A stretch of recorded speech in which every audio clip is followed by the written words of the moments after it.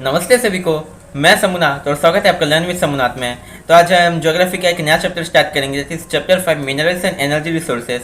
यहाँ पे हम पढ़ेंगे कैसे मतलब मिनरल्स, जैसे कि हम लोग मिनरल्स के बारे में जानते हैं जो आपका मेटल्स हो गया या फिर नॉन मेटल्स जो आपके फॉसिल फ्यूल्स हो गए, इसके बारे में हम लोग पढ़ते हैं। फिर रॉक मिनरल्स भी होता है जैसे लाइमस्टोन एसेट्रा एसेट्रा, ऐसे कई सारे तरीके के मिनरल्स होते हैं। फिर उसके बाद एनर्जी रिसोर्सेज जैसे कि आपके जो पेट्रोलियम हो गया, कोल हो गया, या फिर जो अलग अलग जो आपके सोलर पावर, विंड पावर, इसके बारे में हम जो इस चैप्टर में पढ़ने वाले हैं। तो चलिए चैप्टर को स्टार्ट करते हैं। इससे पहले हम लोग जैसे कि हम लोग जानते हैं कि बहुत सारे जो हम लोग जो आसपास की चीज़ों को देखते हैं उसमें से most of the thing are made of metals या फिर जो आपके मिनरल्स। फॉर एग्जांपल आपका जो सीमेंट हो गया, आपके जो घर को देख लीजिए, उसमें जो सीमेंट यूज होता है वो लाइमस्टोन से बनता है। फिर उसके बाद आप देख सकते हैं जो आपके ये टेबल या फिर चेयर होते हैं वो सब ये मेटल से बनते हैं, जैसे आयरन हो गए। आपके जो प्रेशर कुकर होते हैं वो सब एल्यूमिनियम से बनते हैं। आपके एरोप्लेन्स, क्रेन्स, ब्रिजेस, शिप्स, ऐसे कई सारे मतलब हज़ारों हज़ार चीज़ें जो है मेटल से या फिर मिनरल से बनते होंगे। कुछ कुछ जो है मतलब जैसे वुड हो गया या फिर अलग अलग चीज़ों से बनते हैं, वो सब एक सेक्शन है। लेकिन हमारे ये लाइफ में मिनरल्स का एक तो बहुत ही अहम रोल है। मिनरल्स के बिना ये मॉडर्न लाइफ को सोचना बहुत ही इम्पॉसिबल है। इवन मॉडर्न लाइफ को पहले के ज़माने में भी बहुत ज़्यादा जो मिनरल्स का यूज़ किया जाता था। इवन सबसे पहले जो सा मिनरल जो डिस्कवर होता है या फिर ह्यूमन के यूज़ में आया था वो था कॉपर। ऐसे करके फिर उसके बाद हम लोग देखते हैं जो कॉपर एज होता है, फिर आयरन एज, स्टोन एज, ऐसे करके कई सारे तरीके के एजेस भी आए थे जिसमें कि जो सा मेटल को ज़्यादा यूज़ किया जाता था उसके नेम देख के उसे एज का नेम दिया गया था, मतलब उसी का नाम से उस एज का नेम दिया गया था। ऐसे भी हम लोग देखते हैं। फिर अगर हम लोग टूथपेस्ट को देखेंगे तो वहाँ पे ए टू जेड हर एक जो चीज़ है वो सब किसी ना किसी मेटल से बनाया गया है। जैसे कि आपके जो आपके ये पेज नंबर ये 48 में एक तो ऊपर की तरफ दिया गया ये bright smell with toothpaste and minerals बोल के यहाँ पे दिखाया गया कि कैसे करके टूथपेस्ट के हर एक चीज़ जो है कुछ ना कुछ मेटल से जो रिलेटेड है, ऐसे करके भी हमें दिखाया गया। इनफैक्ट हम जो फूड को इंटेक करते हैं उसमें से बस 0.3% जो मिनरल्स होते हैं और बाकी 99.7% जो अलग अलग चीज़ होते हैं। लेकिन अगर वो 0.3% मिनरल्स ना रहे तो ये जो 99.7% जो अलग अलग जो फूड है वो सब डाइजेस्ट करना हमारे लिए इम्पॉसिबल है। तो अब सोच ही सकते हैं कि मिनरल्स जो हमारे लिए कितना ज़्यादा इंपॉर्टेंट है। और खाने में अंदर ज़्यादातर जो आयरन हो गया, कैल्शियम हो गया, ऐसे कई सारे तरीके के मिनरल्स जो मिलते हैं। सो व्हाट इज़ मिनरल, हम तो मिनरल का बात कर रहे हैं लेकिन व्हाट इज़ मिनरल इसके बारे में पढ़ते हैं। सो जो जियोलॉजिस्ट लोग होते हैं उन लोग मिनरल को एक तो होमोजेनियस मिक्सचर के रूप से बोलते हैं। होमोजेनियस जैसे कि आप लोग जो आपके साइंस बुक में हम लोग पढ़े होंगे, जो होमोजेनियस यानी कि उसका एक तो सेम कॉन्स्टिट्यूएंट होगा थ्रू आउट दी सरफेस, मतलब through out the metal. For example आप एक आयरन ओर का एक ब्लॉक ले लो, उसके एक पार्ट में जो एक पार्ट का सैंपल ले लो, उसमें जो सा आयरन रहेगा वो दूसरे पार्ट में भी वही वाला आयरन रहेगा। ऐसे करके जो हम लोग एक मिनरल को बोल सकते हैं जो सा कि मतलब होमोजेनियस होगा, उसका जो कॉम्पोजिशन होगा वो same through out the medium, ऐसे करके हम लोग बोल सकते हैं। और इसके साथ उसमें मतलब कई सारी तरीके के रेंजेस होते हैं, जैसे कि सबसे हार्डेस्ट जो मेटल है वो सब कई सारे लोग आयरन बोलते हैं लेकिन वो गलत है। सबसे हार्डेस्ट जो मेटल है वो है डायमंड, मतलब मिनरल है वो है डायमंड। और सबसे सॉफ्टेस्ट है टैक, TALC, टैक। तो अभी हम बात करते हैं जो मिनरल्स होते हैं, हम लोग तो कुछ ही मिनरल्स जानते हैं, कॉपर हो गया, आयरन, एल्यूमिनियम, ऐसे कुछ ही तरीके के आपके जो मिनरल्स को हम लोग जानते हैं। लेकिन आप लोग जानते हैं कि पूरे वर्ल्ड भर में मोर देन 2000 जो मिनरल्स मिलते हैं। लेकिन जैसे कि आप लोग जानते हैं कि बहुत सारी चीज़ें जो हमारे लिए यूजलेस होंगे या फिर बहुत सारी चीज़ बहुत ही कम मात्रा में कहीं पे लेबोरेटरीज में या फिर कोई से साइंटिफिक इन्वेस्टिगेशन में वो सब लगते होंगे। तो हम कॉमन यूज़ के लिए हमें जो उनसे ज़्यादातर जो रेंजेस होता है वो कुछ 10 से 20 ठो की मिनरल्स होते हैं जो उनसे कि हमारे कॉमन डेली लाइफ में जो यूज़ किया जाता है। फिर उसके बाद उसका जो फॉर्मेशन है वो भी अलग अलग तरीके के होते हैं। उसमें जो मतलब किस एरिया में वो फॉर्म हुआ है, उसका पहले का जियोलॉजिकल स्ट्रक्चर कैसे था, वहाँ का रॉक फॉर्मेशन कैसे था, वहाँ का सॉइल, वहाँ का वेदर, वहाँ का एनवायरनमेंट, ये सब भी जो है बहुत ज़्यादा मतलब आपको इफेक्ट करता है। फिर जो आपका जैसे कि हम लोग जानते हैं जो अर्थ जो मतलब पहले रैंडमली बना था, फिर धीरे धीरे जब वो ठंडा हुआ तो जो हल्के चीज़ लोग हैं वो सब ऊपर आए और जो भारी चीज़ वो सब अंदर चले गए, ऐसे करके भी हमने पढ़ा था। तो इसमें जो इंटरचेंज के अंदर बहुत सारे मिनरल्स फॉर्म हुए थे। लेकिन अभी हम बात करते हैं ज्योग्राफर और जियोलॉजिस्ट के बीच में डिफरेंस क्या है। सो ज्योग्राफर वो होते हैं जो उनकी मतलब पूरे अर्थ एज ए होल उन लोग स्टडी करते हैं। सो उनके लिए मिनरल्स यानी कि एक तो मतलब अर्थ का एक तो कॉन्स्टिट्यूएंट है, वो सब मतलब अर्थ का एक तो पार्ट है। तो ज्योग्राफर का मेन कॉन्सर्न होता है पूरा अर्थ को लेके, ना कि मिनरल्स को लेके। लेकिन जियोलॉजिस्ट का बात करें तो उनके लिए मिनरल एक तो कॉन्सर्न होता है, उन लोग मिनरल को इंपॉर्टेंस देके उसके बारे में रिसर्च करते हैं। ये जो ज्योग्राफर और जियोलॉजिस्ट के बीच में मेन डिफरेंस है। सभी हम बात करते हैं mode of occurrence of minerals. जैसे कि हम लोग जानते हैं कि मिनरल्स जो है मतलब बहुत ही वेराइड होते हैं, बहुत ही मतलब अलग अलग तरीके के होते हैं। इससे उनका जो ऑकरेंस होता है मतलब किस कंडीशन में वो लोग फॉर्म होते हैं वो भी अलग अलग ही होना चाहिए। सो इसके बीच में जो हमारे पास ये 4 या फिर 5 तरीके के अलग अलग तरीके के ये जो मिनरल फॉर्मेशन है, उनसे पहले यह है कि इग्नेस और मेटामॉर्फिक रॉक, जैसे कि हम लोग जानते हैं 3 तरीके के मेनली रॉक सिस्टम होते हैं, इग्नेस, मेटामॉर्फिक और सेडिमेंटरी। तो उसमें से इग्नेस और मेटामॉर्फिक रॉक्स के अंदर कैसे करके मिनरल्स फॉर्म होते हैं, उसमें जो भेन्स और आयुड्स के फॉर्म में फॉर्मेशन होते हैं। और फिर उसके बाद मतलब ये जो होता है ये फिर फॉल्स या फिर जॉइंट से जो आपके पत्थर के बीच में जो टुकड़े टुकड़े टुकड़े होते हैं, जो क्रैक्स होते हैं, जो कि मतलब सरफेस के पत्थर में नहीं बल्कि जो ये धरती के अंदर जो से पत्थर होते हैं उसके अंदर जो क्रैक्स होते हैं उसके अंदर मिनरल्स फॉर्म होते हैं। और इसमें ज़्यादातर क्या होता है जो आपके मेटेलिक मिनरल्स जैसे आपके टीन हो गया, कॉपर, जिंक, लीड, ये सब जो मिनरल्स हैं ज़्यादातर ऐसे करके फॉर्म होते हैं।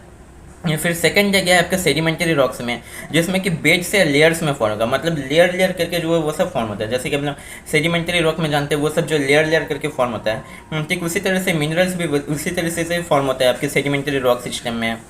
और इसमें जो आपका जिप्सम हो गया, पोटाश सॉल्ट हो गया, ऐसे अलग तरीके के, इवन आयरन और भी होता है, मतलब कुछ कुछ तरीके के आयरन और जो ऐसे करके फॉर्म होता है। और इसमें जो डिकम्पोजिशन, एक्यूमुलेशन और कॉन्सेंट्रेशन के फॉर्म में ये जो मतलब फॉर्म होता है, मतलब लाखों लाख सालों तक जो डिपॉजिट होते रहेगा, वो धीरे धीरे करके डिपॉजिट होते रहेगा और एक एक करके लेयर्स फॉर्म करते रहेगा, ऐसे करके इसका फॉर्मेशन होता है। फिर दूसरा एक टुक हो गया जिसमें कि मतलब वेडर्ड मटेरियल, जो कि मतलब जैसे कि हम लोग जानते हैं जो एक भारी पत्थर होगा और उसके ऊपर थोड़ा बहुत अगर धूल लगा होगा तो वेदरिंग के वजह से, मतलब जब के बारिश हो गया या फिर हवा हो गया तो उसमें पहले जो है वो मिट्टी लोग हट जाएगा, जो धूली है थोड़ा बहुत उसके ऊपर वो सब जो हट जाएगा, ऐसे से जो ओरिजिनल जो पत्थर है वो वाला रह जाएगा। ऐसे करके कौन सा ये मिनरल फॉर्म होता है, बॉक्साइट फॉर्म होता है ऐसे करके। मतलब इसमें जो एक तो रेसिडुअल मास रहेगा जो उनसे कि वेदर्ड मटेरियल से फॉर्म होगा, जिसमें कि मतलब बारिश उसके ऊपर से गुजरा है, सनलाइट, आपका एयर, वो सब जो उसके ऊपर से गुजरा है, और उसके बाद जो मेजर जो मेटेलिक जो मिनरल है वो सब जो वहाँ पे रह जाएगा, ऐसे करके फॉर्म होगा। फिर उसी के साथ हम लोग जानते हैं जो आपके नदी के किनारे भी बहुत सारे जो है मतलब मिनरल्स मिलते हैं, ज़्यादातर आपके जो सोना हो गया या फिर सिल्वर, चांदी या फिर टीन या फिर प्लेटिनम, ऐसे करके जो मतलब जो कीमती सारे जो मिनरल्स होते हैं वो सब जो नदी के किनारे मिलते हैं। उसमें क्या होता है कि ज़्यादातर जो आपके जो ऊपर का जो ग्लेशियर का जो इलाका होता है या फिर जो बर्फीला इलाका होता है वहाँ पे जो बहुत सारे मतलब ऐसे करके थोड़े बहुत जो के मिनरल्स मिलते हैं, जो गोल्ड, सिल्वर, टीन ऐसे करके मिनरल्स मिलते हैं। उनसे जब वो ग्लेशियर जो मतलब आता है आपको जो फ्लो होके आता है धीरे धीरे करके, वो सब उस थोड़े थोड़े मिनरल्स को लेके आता है। और जैसे कि अपने नीचे के आने टाइम उसका जो टेम्परेचर बढ़ जाता है, आपका जो सरफेस टेम्परेचर से वो जो नदी फॉर्मेशन हो जाता है। तो इस नदी के अंदर से हम जो इस गोल्ड या फिर टीन या फिर प्लेटिनम को निकाल सकते हैं। और जैसे कि हम लोग जानते हैं कि ये जो सिल्वर, गोल्ड, ये सब का जो मतलब रिएक्टिविटी बहुत ही कम होता है, तो ये सब वाटर से रिएक्ट भी नहीं करते, इसलिए ये लोग जो वाटर के अंदर सर्वाइव कर पाते हैं। ऐसे करके जो है एलुवियल डिपोजिट्स नाम का चौथा नंबर का ये टुक फॉर्मेशन हो गया। फिर पांचवा नंबर का फॉर्मेशन है ओशन फ्लोर्स में। तो ओशन में जो है बहुत ही हाई मात्रा में बहुत सारे मिनरल्स मिलता है, आयरन, टीन, कॉपर, जो भी आप लोग बोले बहुत ही हाई मात्रा में मिलता है। लेकिन प्रॉब्लम क्या होता है कि वहाँ पे जो है मतलब बहुत ही वो बोला मतलब कॉन्सेंट्रेटेड नहीं होता, बहुत ही जो डिस्ट्रीब्यूटेड होता है, बहुत से ज़्यादा मात्रा के रॉ मटेरियल्स में से थोड़ा सा बस मिनरल्स मिलेगा, ऐसे करके जो बहुत ही ज़्यादा यहाँ पे कॉन्सेंट्रेशन का बहुत ही ज़्यादा कमी होता है। लेकिन फिर भी जो कॉमन हम लोग जो चीज़ खाते हैं जैसे एक सॉल्ट हो गया, सॉल्ट तो मतलब बहुत ही इंपॉर्टेंट है। फिर आपका जो मैग्नीशियम, ब्रोमाइन या फिर मैंगनीज जो नोड्यूल्स हो गए, ये सब कुछ कुछ मिनरल्स जो ओशन के फ्लोर में पाए जाते हैं। लेकिन यहाँ पे मतलब ये सब तो हो गया आपका 5 टुक जो है आपके अलग अलग तरीके के रॉक फॉर्मेशन या फिर मिनरल फॉर्मेशन हो गए। तो अभी हम बात करते हैं इंडिया के बारे में। तो इंडिया जो है बहुत ही ज़्यादा फॉर्चुनेट है, मतलब इंडिया बहुत ही ज़्यादा किस्मत वाला है कि उसके पास जो है बहुत सारे तरीके के मिनरल्स मिलते हैं, जैसे कि आपके आयरन और कोल, फॉसिल फ्यूल्स भी कुछ मात्रा में मिलते हैं, आपका बॉक्साइट हो गया, कॉपर भी मतलब ज़्यादा तो नहीं मिलता लेकिन फिर भी थोड़ा बहुत मिलता है। फिर अभी जो है रिसेंटली लिथियम का बहुत ज़्यादा मिनरल्स जो है हमें मिला है। फिर आंध्र प्रदेश में आपको जो रेयर अर्थ मिनरल्स है कि बहुत ही रेयरली मिलते हैं, वो सब जो इंडिया में मिला है। ऐसे करके बहुत सारे तरीके के उसका डाइवर्सिफिकेशन है। ऐसे अगर हम लोग मतलब इंडिया के जो जियोलॉजिकल स्ट्रक्चर को देखेंगे तो आपका जो गुजरात और आसाम ये जो आपके ईस्टर्न और वेस्टर्न पार्ट में बहुत ज़्यादा ऑयल रिजर्व्स मिलता है, या फिर आपके जो मुंबई है ये सब जगह में बहुत ज़्यादा ऑयल रिजर्व्स मिलते हैं। आपके राजस्थान का जो आपका डेजर्ट जो एरिया है वहाँ पे बहुत सारे नॉन फेरस मिनरल्स जैसे कि आपके लिथियम हो गया, टीन हो गया, कॉपर हो गया, ऐसे बहुत सारे तरीके के मिनरल्स मिलते हैं। आपके जो छोटनागपुर प्लेटू रीजन है वहाँ पे कोल, आयरन, बॉक्साइट ये सब बहुत ज़्यादा मिलता है। फिर आपके जो नॉर्थर्न प्लेन्स को देखें तो वहाँ पे ज़्यादा कुछ मतलब ऐसे मिनरल्स मिलते नहीं है। फिर भी आपके जो नदी के किनारे जो एलुवियल डिपोजिट्स का बात किया वहाँ पे थोड़ा बहुत जो है गोल्ड माइनिंग होता है। आपके जो साउथर्न जो स्टेट्स हो गया कर्नाटका में वहाँ पे बहुत ज़्यादा गोल्ड मिलता है। जो आपका हैदराबाद के आसपास के एरिया में डायमंड्स मिलते हैं। ऐसे कई सारे तरीके के जो इंडिया के वेरिएशंस देखे जाते हैं। तो इसका मतलब हमें बस रिसोर्स, जैसे कि हम लोग जानते हैं कि हमें बस रिसोर्स मिलने से ही नहीं होगा, उसका हमें अच्छा यूटिलाइजेशन के लिए अच्छा एक प्रॉपर एक प्लानिंग चाहिए। तो ऐसे करके प्लानिंग करते करते हम जो है बहुत ही ज़्यादा आगे बढ़े हैं। इंडिपेंडेंस के बाद से बहुत सारे मिनरल्स हमारे इंडिया में डिस्कवर हुए हैं, हम बहुत सारे इंडस्ट्रीज सेटअप किए हैं, फॉरेन इन्वेस्टमेंट आया है, ऐसे करके बहुत सारे जो है मतलब इंडस्ट्रियल डेवलपमेंट जो है बहुत ही ज़्यादा हुआ है बस इस मिनरल्स के बलबूते पर। इस मिनरल्स के बलबूते पर जो है बहुत ज़्यादा इंडस्ट्रियल प्रोडक्शन हुआ है। तो अभी हम बात करते हैं फेरस मिनरल्स का। फेरस मिनरल्स मतलब वो मिनरल्स है जिसमें कि आयरन कंटेंट थोड़ा ज़्यादा होगा। तो उसमें जो है मतलब जैसे कि हम लोग सोच सकते हैं जो आपके मेजर जो मेटेलिक मिनरल्स है, आपके आयरन हो गए या फिर आपके जो मैंगनीज हो गए, ये सब जो है ज़्यादातर उसमें पाया जाता है। और इंडिया जो है हाईएस्ट मतलब second largest producer of crude steel है। तो स्टील जैसे कि हम लोग जानते हैं स्टील जो है आयरन ओर से ही बनता है। इवन आयरन से जो है मतलब रॉ आयरन भी बनता है, उससे से मतलब नॉर्मल एक तो आयरन बनेगा, फिर उससे से स्टील बनेगा, फिर उससे से जो स्टेनलेस स्टील बनेगा। ऐसे करके कई सारे स्टेजेस होते हैं। तो इंडिया जो सेकंड लार्जेस्ट प्रोड्यूसर ऑफ जो क्रूड स्टील हो गया, तो इससे से फिर इंडिया बहुत ज़्यादा एक्सपोर्ट भी करता है। तो एक्सपोर्ट मतलब उसका डोमेस्टिक नीड्स खत्म हो जाने के बाद वो जो एक्सपोर्ट भी करता है बहुत सारे मात्रा में।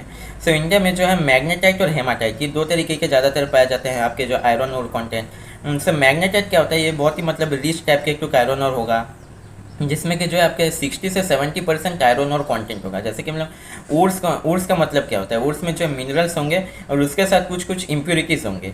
सो मैग्नेटाइट में क्या होता है कि 60 to 70% आपके जो प्योर मेटल होगा और उसके साथ जो है बाकी सब इम्प्योरिटीज़ होंगे। और हेमाटाइट का बात करें तो वहाँ पर 50 to 60% जो आपके मेटल्स होंगे और बाकी सब इम्प्योरिटीज़ होंगे। ये सब जो दो तरीके के मतलब ज़्यादातर हमारे इंडिया में मिलते हैं। तो आज के वीडियो ये पे ख़त्म करते हैं, मिलते हैं अगले वीडियो में, तब तक के लिए धन्यवाद।